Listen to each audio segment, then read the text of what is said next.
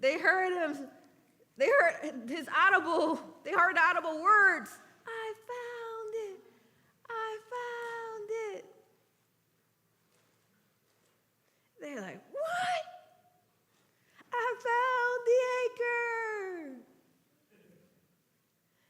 And lo and behold, they went down to the bottom, and there it was, the anchor at the bottom of the ocean.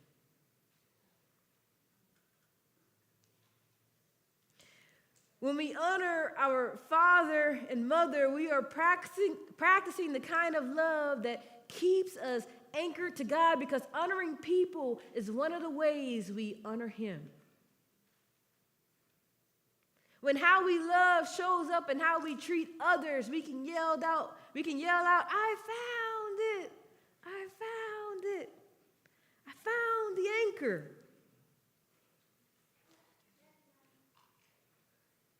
Because that's what it means to be rooted and anchored in Christ. When we are rooted and anchored in Christ, it transforms the heart, it heals the wounds, it restores. There's no need to dismiss our pain, because God can heal that. We can honor our stories of origin. We can deal with those big T's and little T's so we don't live by reaction. We live out restoration. We live out restored. And so we show up differently in our community because we are anchored in Christ.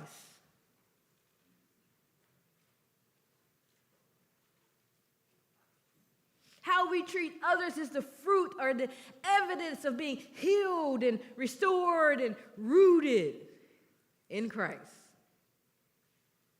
In the kingdom, family is no longer just a biological thing that's just the beginning or, our practice grounds, but ultimately the true calling is to love one another.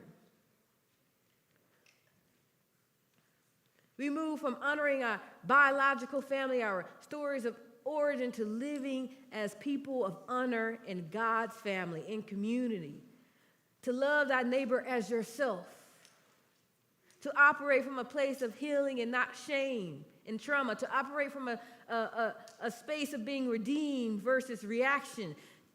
This is why the 10 Commandment begins with the redemptive act of God. I have redeemed you. I have declared your worth and freed you from the slavery of those big T's and little T's. Therefore, you will live as my redeemed. When God's grace reshapes our heart, honor is not an obligation to our parents, but starts flowing naturally from who we are.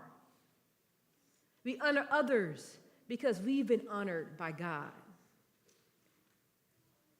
We've been treated as valuable and seen and loved beyond measure.